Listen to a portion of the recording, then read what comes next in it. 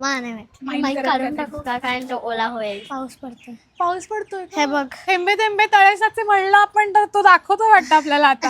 अय चला ना पटकन करून टाकू ना शूट, पटकन संपवू. आता हत्ती गेला, शेपूट राहिली फक्त. पण हत्ती कुठे आहे? अगं ती म्हण आहे. म्हणजे खूप मोठ्या कामातला बराचसा पार्ट झालाय आणि थोडंसंच राहिलंय. असं जेव्हा म्हणायचं असेल तेव्हा आपण म्हणतो हत्ती गेला, शेपूट राहिली. अच्छा. हे आज आपण म्हणींचा खेळ खेळायचा का?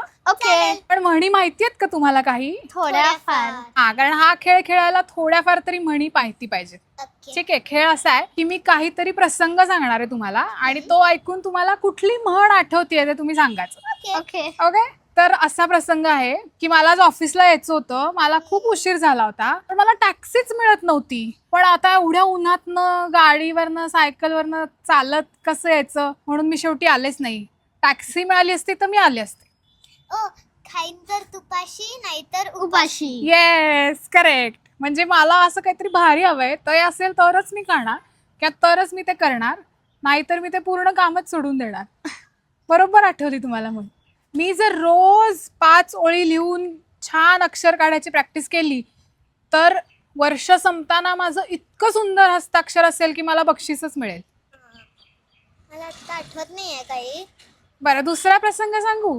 बरं. ठीक आहे. याच म्हणीचा आहे पण थोडा डायरेक्ट आहे. आपल्याकडे आजी आजोबा येतात आणि ते दरवेळी काहीतरी चॉकलेट वगैरे देतात ना तुम्हाला. हो. जर ते तुम्ही साठवून ठेवलं, फ्रीजमध्ये ठेवलं किंवा कुठेतरी ठेवलं लपवून, की 2 महिन्यांनी तुमच्याकडे इतकी चॉकलेट्स असतील की तुम्ही सगळे मित्र मिळून पार्टी करू शकाल. नाही कळते. नाही का ते? थेंबे थेंबे तळे साचे.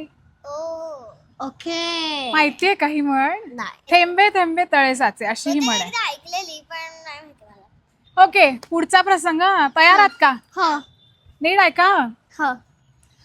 हा, तर मला ना एका कॉन्फरन्सला बोलवलं होतं आणि एका वेगळ्याच गावाला मी गेले होते.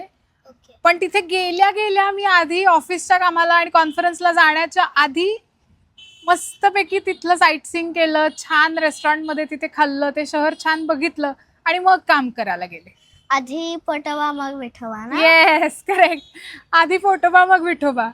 आणि या म्हणीत कसं आहे की डायरेक्ट फक्त जेवणाविषयीच पाहिजे असं काही नाही. आधी पोटोबा म्हणजे आपल्या उपयोगाचं जे आहे, फायद्याचं आहे, हवं आहे ते आधी करून घ्यायचं आणि मग आपल्याला बाकीची हवी ती कामं करायची. हा होता आजचा धम्मक लाडूचा पुढचा एपिसोड. आणि धम्मक लाडू कशासाठी? भाषेसाठी. आज आपण म्हणींचा मस्त खेळ खेळलो. आपल्याला खरं म्हणींचा इतका खजिना मराठी भाषेत देऊन ठेवलेला आहे, पण तो आता आपण विशेष वापरत नाही. म्हणींच्या एका वाक्यातनं अख्खा तो प्रसंग काय आहे हे कळतं, हो की नाही? तर मुलांबरोबर हा म्हणींचा खेळ नक्की खेळून बघा. त्यानिमित्ताने त्यांनाही आणखी म्हणी लक्षात येतील आणि आपल्याही वापरात त्या पुन्हा यायला लागतील. चला भेटूया पुढच्या एपिसोडमध्ये. Bye bye.